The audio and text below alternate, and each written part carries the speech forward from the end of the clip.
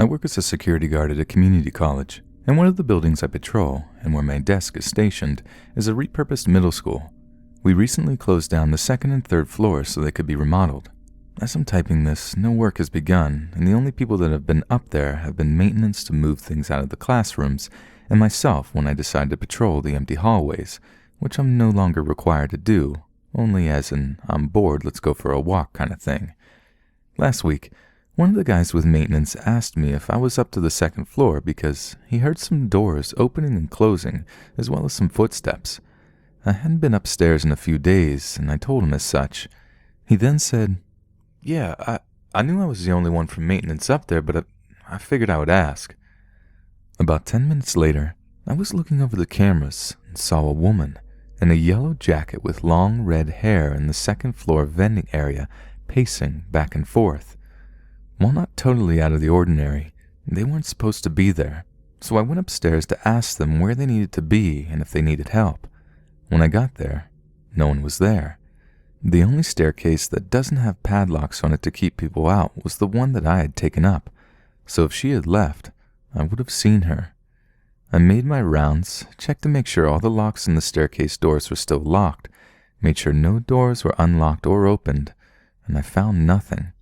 I chalked this up to me seeing things. Today, however, it got more interesting. I went into the bathroom, and being an old middle school, it's pretty standard. 2 stalls, 4 urinals, 2 sinks, an air dryer, and a paper towel dispenser. I got in a stall to do my business, and about 2 minutes later, I hear the door swing open and slam against the wall. I figured someone was in a hurry to relieve themselves, but no one walked past the stall. About 10 or 15 seconds later, I see feet just sprinting past the stall I'm in, and I hear a loud crash against the wall. Needless to say, I literally crapped myself. My first reaction was, "Hey, man, are you okay? That didn't sound pleasant." After about 30 seconds of no response, I wrapped up my business and went to see what had just happened, but no one was there. The paper towel dispenser had been opened, and the paper towels themselves were halfway off the mounting bracket. I have no idea how to explain this. I believe the building was built around 1939, just going off of the engraved plate on the wall here, so I can imagine a thing or two has happened in the building. What I can't fathom is what might have happened to amass such a thing that can manifest itself physically and do these things.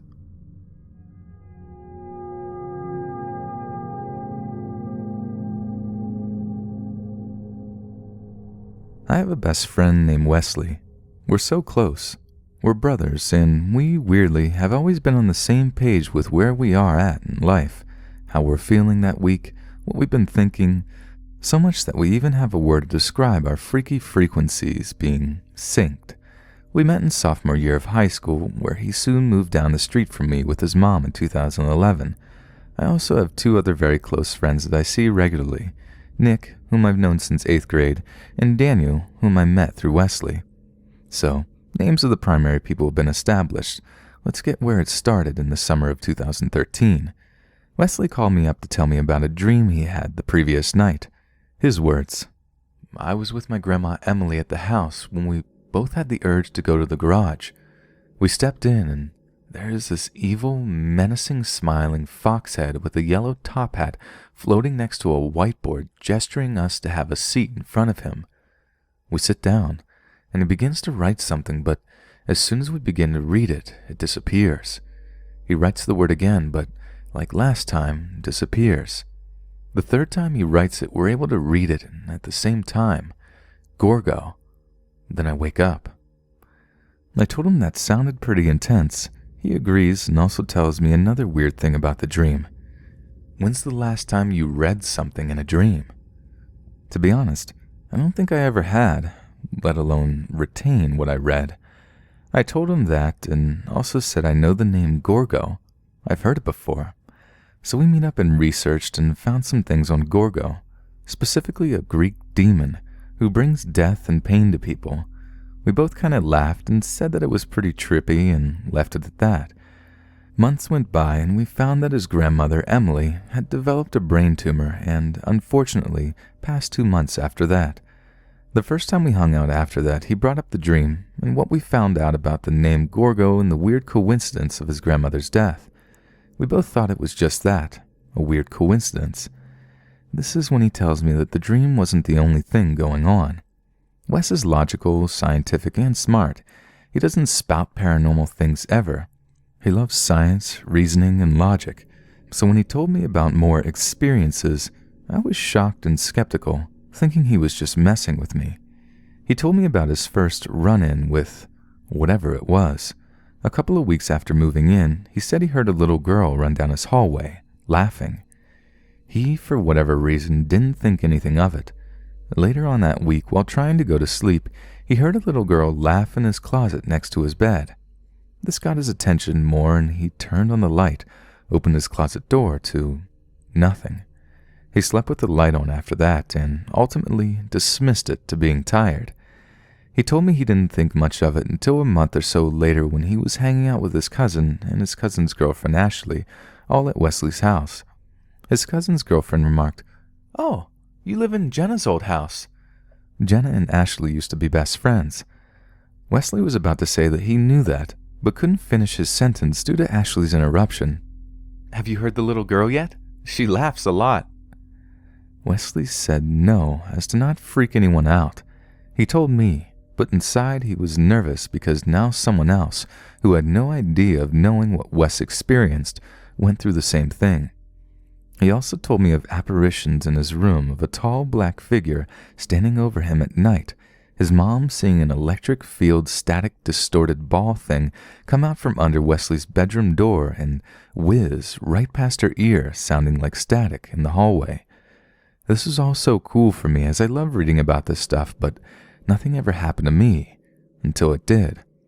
Wesley, Daniel, Nick, and I were all hanging out in what we called the creepy room, another not as weird story. So I'm sitting on a chair in view of the family room. I can see enough to tell if someone walks through it. We're all chatting while Daniel was playing on his phone when I heard the sliding door in the kitchen slam shut, the sound of the alarm confirming to us a door closed. I look around to see Nick and Wesley didn't notice. Daniel, however, met eyes with me and said, "Did you hear the door close too?" I nodded with goosebumps all over me, just like now writing this story, as his mom was way out of town, so it was just us. Wes and Nick stopped talking and said, "What door?" We told them the kitchen's sliding glass door just slammed shut and asked if they heard the alarm chime. They hadn't. We all go out to the kitchen and see the door closed and latched. This tells us that if someone closed it, they had to have closed it from the inside as it latched and locked. That means someone would have had to have come through the front door, walked through the family room and into the kitchen to do that, but I would have totally have seen that. And newsflash, I didn't. Also, the front door is locked and the alarm chime only went off once. It goes off once you close and open a door leading outside. If someone opened the front door or opened the sliding door, the chime would have gone off. Only going off once means that the sliding door was open to begin with, but yet we were in the kitchen 10 minutes before the creepy room. It was closed. We searched the house with weapons in case of an intruder, but to no avail. It was just us. We, still to this day, have no way to explain how that was at all possible, and with Wesley's experiences in that house, we all just kind of accepted that it was something we couldn't explain. So for the rest of the night, we just hung out inside. So, as we continued to research more information on the name Gorgo, we found that his name was one of the 72 infernal names in the Satanic Bible and ascribed to much of demonology and Greek mythology. If anybody else has any more information, please do share.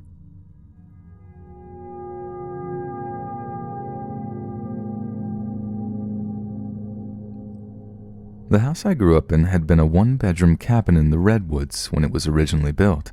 I believe it was about 60 years old now. Over the years it had been remodeled, resulting in an odd layout. The entrance to the home leads first through a shop area, like a glorified garage that doesn't have a garage door to park a car. The space itself is quite large, spanning nearly the length of the house, and within this area is a random unfinished powder room but the majority of the space is used to store my stepfather's tools, and there's also a washer and dryer, an extra fridge, and our 2 cats' litter boxes. From this shop, you walk through a door to go into the main house, and there's a small entrance area, and straight ahead of you is the original home's only bedroom.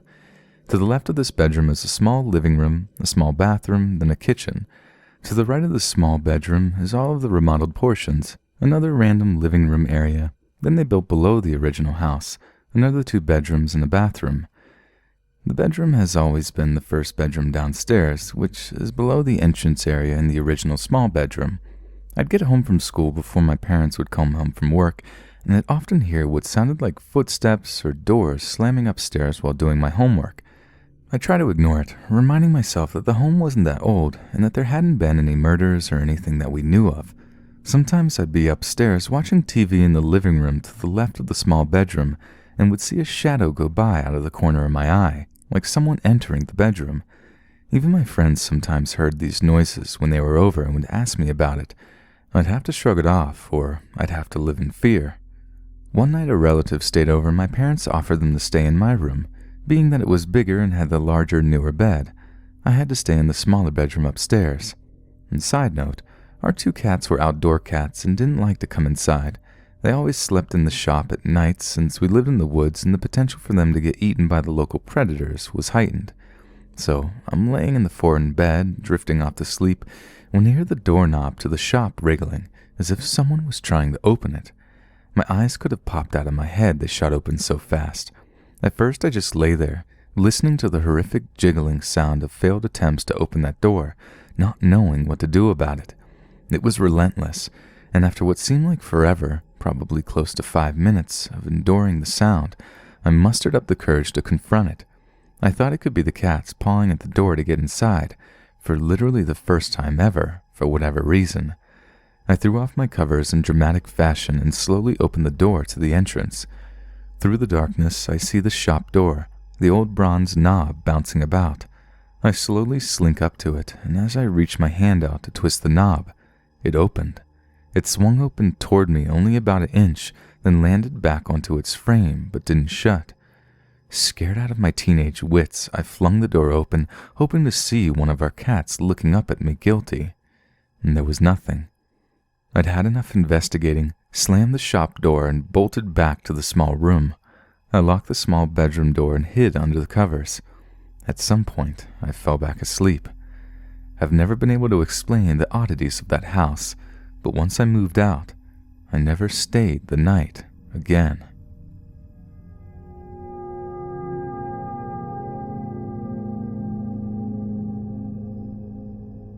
I'm just going to cut to the chase.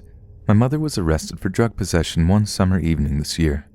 My ex-roommate and myself were invited to stay at my mother's house that very night because the house was experiencing severe problems regarding the electricity and power. It was about midnight when we began turning off the lights, as well as the TV, and prepared for bed. About 20 minutes later, I hear what sounds exactly like my mother's voice calling my name from what I assume was outside. It absolutely shocked me. So much so that I shot up like a bullet and stared directly at the front door in the distance. I thought I was going insane when I asked my roommate if she heard it too. She replied yes, and I just about had a meltdown. Learning that morning that my mother was in the police department all night, which was pretty far from the house we resided in. I've experienced paranormal activity just about my entire life, everything ranging from blue lights hovering over our desert town, only to shoot across the sky in the blink of an eye, to ghostly women gripping my hands when I was a child and leading me to different places within my house, which, by the way, was not far from a very ancient graveyard. Perhaps one of the weirdest was some kind of canine hollering sounds I've never heard before, not from a dog or coyote or any wildlife I'm familiar with. It just didn't sound natural nor right. I try my best to remain skeptical about the supernatural and paranormal, but man, that voice mimicking my mom was absolutely wild. "Molly, where are you?" It was creepy. Whatever it was, I hope it never comes back. Unfortunately, the house I heard it in is my current home, and since I'm up just about every night because of severe insomnia, I do hear some creepy animal calls and voices. just nothing as shocking as the night it mimicked my mother.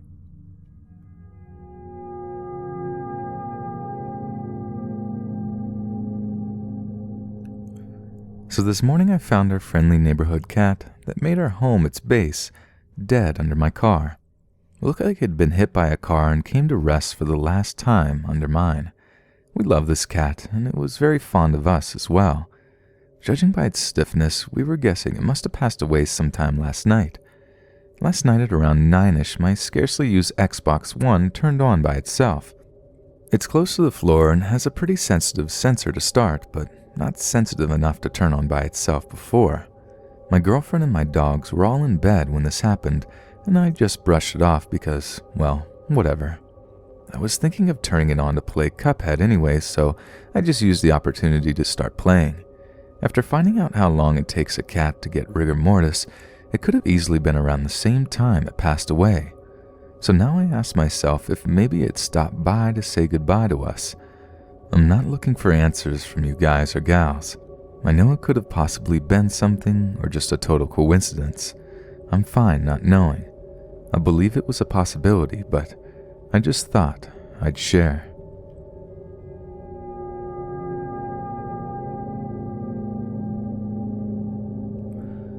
I work as a youth mentor in a treatment center in southern Utah. There's actually a lot of history to the facility since it was previously 2 different hotels, I believe, a Holiday Inn and 4 Seasons. Apparently, there's been a few murders when this place was a hotel. I've heard stories of a family being murdered, a little girl being killed there, and gruesome things as such. Fast forward, the place was shut down and turned into the treatment center, for reasons I don't really know, but I assume they just closed down, where kids and teens get sent to go through school and work their program. There have been a few accidents where students have actually died here. I've heard stories where this white figure had been seen running through the second-floor balconies, a little girl running around the academics, which is located on the bottom floor of the facility.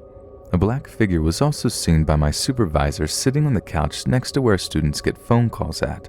Apparently, there's also been shadows found on the cameras when no one was around academics. Fast forward to today, I work on a unit where the oldest boys live. The unit is split into 4 rooms which are as follows. Room 1, 2, 3, and 4, of course. I've heard stories where in room 1 during night shift, a staff saw a black shadow at the corner of his eye and thought it was one of the kids just messing with him. However, they were all asleep. Then when it disappeared, it started to freak him out, and he asked the next day to check the cameras at the time it happened, and the cameras went black. Now, we moved a kid into that room due to difficulties with his peers in another room. 2 days later, he was telling me a story about this girl that he sees in the restroom at night. He claims he doesn't think the girl wants to hurt him, but it's a friendly spirit. He typically stays reading while his peers are asleep. This information is important for where I'm getting at. And the rooms hold 4 kids per room. Fast forward to today, I go in on my day off to pass time and work a bit before going to my appointment, and we happen to do a contraband search due to one of the kids stealing something during academics. I get to this kid's bed and flip through his belongings since we have to do a very thorough search. I get to his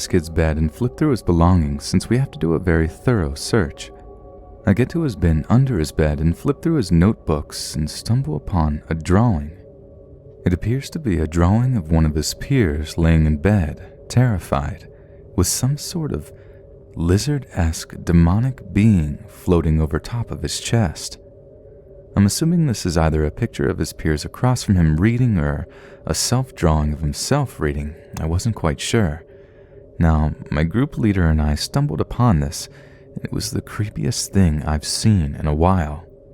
I posted on Snapchat, and I get a reply from one of my coworkers saying that he saw the same thing in the reinvestment room when he had a girl in it since she was restrained for fighting. Apparently, this is a fairly well-known spirit at work.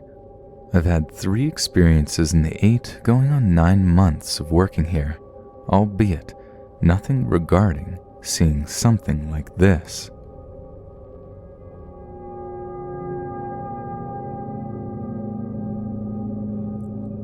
Around 2010, I was doing Weight Watchers. I got into this groove where I'd be going on walks all the time. Nighttime walking was nothing different. I had lived with my dad in a neighborhood across the street from a Catholic church, cemetery, and playground. I grabbed my MP3 player and bowled out the door. I would take a route that would go alongside the church around the back out to my neighborhood, basically one large circle. So it's around 9 p.m. and I was walking back home. I decided it would be fine to sit on the swings in the church playground to cool off and listen to some tunes. I might have been there for about 6 or 7 minutes. I got off the swing and turned towards the cemetery. I looked up for what was only a moment, and 2 shadowy figures came running at me. As is tradition with most people who experience this kind of thing, you're in shock, not able to move. The 2 shadows ran past me. When I turned the other way to get a look at them, there was nothing there, just a single parking lot light about 200 yards out. I stuck around for a few minutes, looking at my surroundings, trying to find anything, and there was nothing. I tried debunking right away and looking at any possible light sources that could have maybe been in motion, causing some kind of shadow scattering effect when cast on an object. So I couldn't figure out what it was. It didn't have any solidity, was running fast, and it didn't seem interested in me at all. After the encounter, I stopped walking at night and haven't seen anything like that since.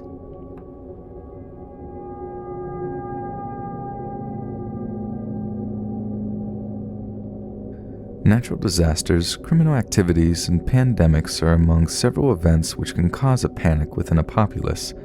There have been a few rare incidences where the source documented to frighten the public was supernatural. In one such case over 100 years ago, the New Jersey Devil terrorized the state during what would be known as Phenomenal Week. According to legend, the devil was born over 250 years ago and inhabits the Pine Barrens in the New Jersey state. During the 18th and 19th century, the creature was rarely seen or encountered, while very few knew or even heard of the story. Between January 16th to 22nd, 1909, all that changed as newspapers at the time reported a week of massive sightings and confrontations with the Jersey Devil throughout the state. Beginning on Saturday, January 16th, 1909, the creature was first spotted flying around Woodbury, New Jersey, and later in the day in Bristol, PA. Patrol officer James Saxville shot at it with no effect. On Sunday, citizens in Burlington, White City, and Gloucester, New Jersey found unusual tracks within the snow, believing to be made by the devil. Over the next couple of days, sightings of creatures were reported throughout the state from cities such as Swedesboro and Gloucester, New Jersey. By Wednesday, as encounters with the New Jersey Devil increased, accounts of its attacking household pets and livestock developed. Volunteer hunting parties formed up to find the creature, which remained evasive. By Thursday, events escalated when the New Jersey Devil reported to attack a trolley car in Hayden Heights, New Jersey. This resulted in Trenton and New Brunswick, New Jersey placing armed guards upon trolleys if the creature was to make future assaults. This one day was the height of reported sightings of the New Jersey Devil from many cities within the state, along with a few from Pennsylvania. Even stories about poultry farms where the creature was killing chickens began to surface. On Friday, January 23, 1909, as panic spread across New Jersey, several cities closed down schools, offices, and businesses in fear of the devil. As quickly as it began, the creature disappeared within the last official sighting made in Salem, New Jersey.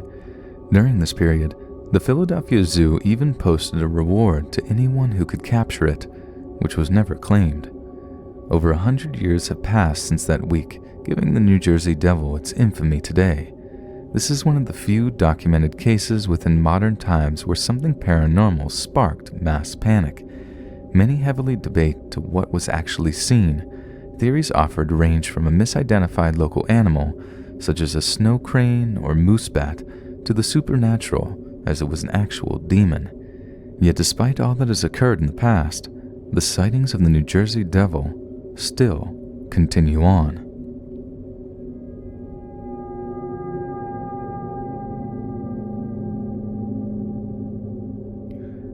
So I work part-time as a receptionist at a health club in a residential luxury building. I recently started this job about 3 weeks ago. Normally, I work Friday nights 6 p.m. to 10 p.m. closing, and Sundays all day, 8 a.m. to 8 p.m. So basically, I'm always closing. When you close, you have to lock all the doors and turn off all the lights. You're also the only one there on the floor, except for the occasional person using the laundry room, which is way down.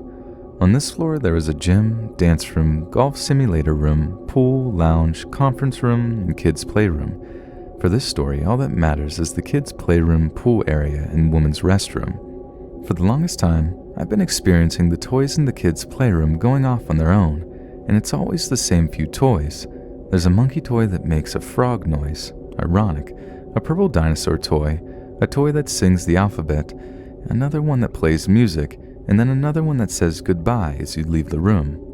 I never told anyone else about this because I didn't know what to think, and I didn't want anybody else to think I was crazy.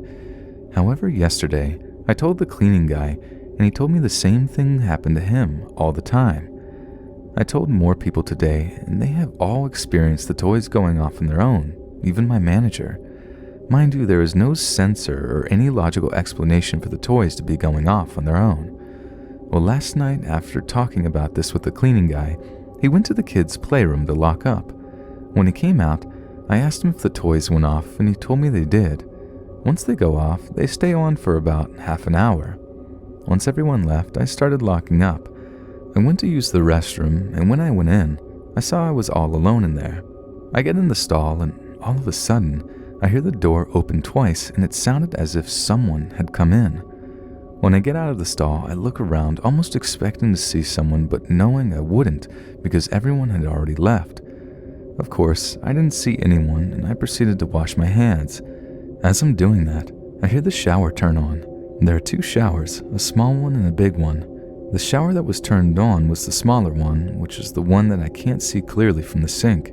The shower isn't motion censored either. You have to forcefully turn the handle in order to turn it on and off. I start to walk slowly towards the shower.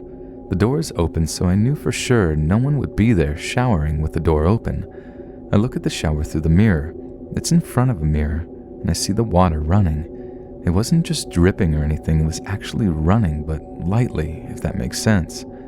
As soon as I stopped in front of the shower and saw the water running, it stopped. Creeped out, I run up the steps of the pool area to tell the lifeguard. She had already left, but I thought she was still there because the pool lights were still on, and I know she always turns them off when she leaves. As I get to the top of the steps, I was expecting to see her there, but there was no one there. I got this intense feeling that I wasn't alone. I felt like I was being watched. I walked to the other side of the pool to start locking the doors that led outside. As I'm doing that, I hear a loud bang from behind me in the distance, close to where the bottom of the steps of the pool area and where the men's bathroom is. I jumped and turned around, trying to find some logical explanation for that loud sound. I thought maybe the door to the men's restroom slammed shut on its own, but the door was still open. Plus, there was no wind, and those doors don't slam shut, they close slowly. And there was no other explanation. Today at work, I had more experiences, but whatever it is, it's getting closer to me. The second day of these hauntings, I guess we can call them that, occurred on September 30th, which was the day after the occurrences that I wrote about in part 1. Everyone had already left as usual, and I was all alone. I was a little uneasy after what had happened the night before, but I was trying not to let it get to me too much because I know they feed on fear. So anyways, I'm locking up the kids' playroom. As I was cleaning up, I was almost expecting the toys to go off, but they didn't. So I thought, oh great, a break. Boy, was I wrong. After putting the toys away, they go on shelves or in crates. I turned off the light. As I'm shutting the door, sure enough, I heard a toy go off. However, it wasn't the one that says goodbye. It was just a toy that plays music. I couldn't tell if it was coming from the shelf though, and there's no way another toy was laying on top of it because, just like I said, it was on a shelf, and even when they're in crates, they're not really laying on each other. Besides, what are the odds that as soon as I turn off the light and I'm closing the door, it goes off? After this, I go to the restroom as usual. I was pretty creeped out because of the whole incident with the shower. The whole time I felt like I wasn't alone.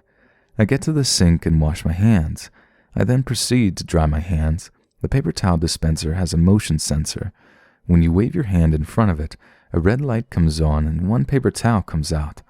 I waved my hand once, the red light came on, and one paper towel came out. I take it, and as I'm drying my hands, the red light comes on and again a paper towel comes out. I know what you're thinking. Maybe I moved my arm or I was right in front of the sensor, but I kid you not, I was nowhere near the sensor. I couldn't think of a reason for that to happen, especially since it's never happened before. I was going to tear it off and just throw it away, but something told me not to, so I left it there. When I told the cleaning lady about the whole shower incident, she got so creeped out because the other day, the same thing basically happened to her, too. She said she was in the bathroom mopping in the big shower. There are two, a big one and a smaller one. A lady came in that was going to shower. She asked her if she wanted to use the big one, but the lady told her, no, it's fine, she'll just use the small one. So she showered, and when she left, the cleaning lady heard the water turn on. She walked up to it, and as soon as she did, it stopped. I actually went into the bathroom with the cleaning lady because I wanted to make sure that we were talking about the same shower, and sure enough, it was the same one. I even tested it out by turning the handle to turn it on. I have to forcibly turn the handle, so there's no way it can just go on like that by itself. I also showed her how it wasn't just a drip. I adjusted the water to exactly how it was running the night, and she freaked out and said, yes, that's exactly how it was running for me too. Coincidence? I think not. When I got home that night, my aunt was freaked out. She told me earlier, a little after 1 p.m., she was in the bathroom and heard keys jiggling in the front door, like someone was trying to come in. She hears this because the bathroom is right next to the front door. This also wasn't weird to her because the key always gets stuck when you're trying to come in. So naturally, she thought it was maybe my cousin just struggling to get in. After about 30 seconds to a minute of the keys jiggling, my aunt figured she'll help my cousin in and just open the door. Something told her to look out though, just to make sure. As soon as she stopped in front of the door and looked out, she saw no one, and the sounds of keys jiggling stopped. My first thought was, what if whatever is at work is trying to follow me home? My aunt knew that if she would have opened the door, she would have let whatever it was inside.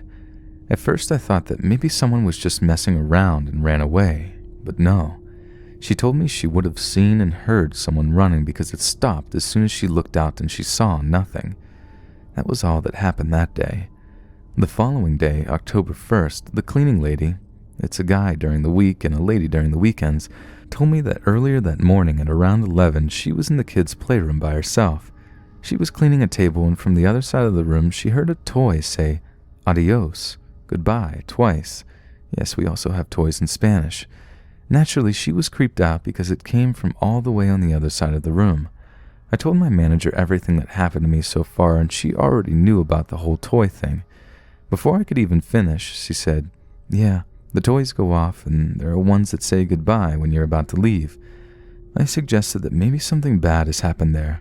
However, she thinks it has nothing to do with the place itself. And by the way, the building was opened in 1988 for those who would want to know, so it's a fairly new building. She believed it has to do with energy, specifically negative energy. After she mentioned that, it actually made sense. There's a lot of negative energy there, mainly because many of the residents complain about almost everything. We're a new management there, and a lot of them don't like us, for no good reason, too.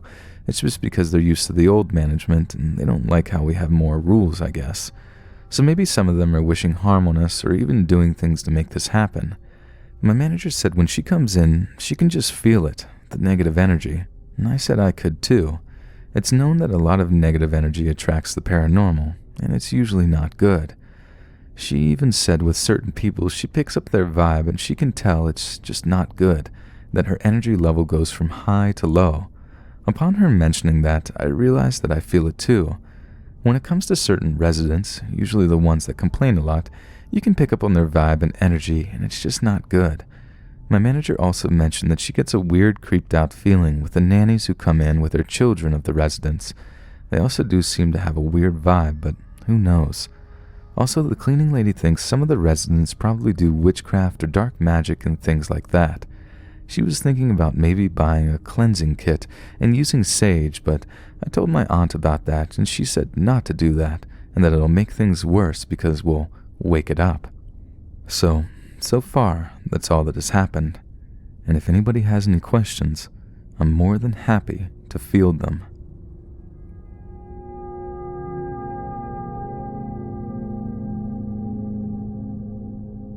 A couple of years ago, I bought a used Ouija board off of eBay for $20. I used it a few times by myself and with friends for a bit, until it started to work. I wasn't a believer until I used it with my sister, with us playing with the board on our laps with our knees touching. We talked to a few different spirits and asked them all similar questions. How old were you when you died? Where and what year? But at one point I noticed that the answers to two separate spirits gave the same answers to a couple of questions. When I asked the board, it didn't answer at first, but after I kept asking it, it started to go back and forth from one side to the other. Eventually, the only thing it would do was spell ZoZo. I'm sure I'm not the first person here with a ZoZo story, only because there are many other similar cases I had found on Google. I read all about him being a demon, but I still wasn't sold. Part of me thought it was me subconsciously doing it. Maybe I had heard about ZoZo before and was playing tricks on myself. Me and my friends kept playing with it. One of my friends, especially AJ, was trying to tease and laugh at it. The board said it did not like AJ, and when asked why, its response was Wiccan, which he was at the time. The board said all sorts of messed up things. It also told AJ to burn, and straight up said F you. It was really set on playing cards with my friend Carlos, which seems like a terrible idea. It said it liked me. Its answer for why was fear. At this point, it was safe to say that I was a believer. What we did after, I now realize was a bad idea. After doing a lazy Google search, I found a method for getting rid of a demon associated with a Ouija board. We took the board and broke it into 7 pieces. We dug 7 holes out deep in the woods and buried the pieces with a dash of salt in each hole. We left the planchette in the middle of the bowl at the skate park in town. Now, I know that was a bad idea. Obviously, I wasn't thinking clearly, and I don't recommend it. That night after we did that, we were all sleeping out in the living room at my mom's. At about 4 in the morning, we wake up and heard loud bangs throughout the house. All the doors and all the cabinets had flung open. My mom came in freaking out and said her door whooshed open like a burst of wind came in. For weeks afterward, straight spooky things happened in the house. Pictures being moved when coming in and out of rooms, more cabinets, lights coming on, and my sister's room on the floor where I first got the board to work was her mirror, broken into 7 pieces. Eventually we got our Wiccan aunt friend to come and give us sage to help us bless the house. Needless to say, it worked. After a while, it all went away. I'm unsure if the sage itself got rid of the demon, or if it was simply the power put behind the sage, or for that matter, the positive thought in general. Was I haunted? Am I delusional? You can't convince me otherwise. I know what I experienced, and to be honest, the ordeal is what made me believe that there is an afterlife. But what do you think?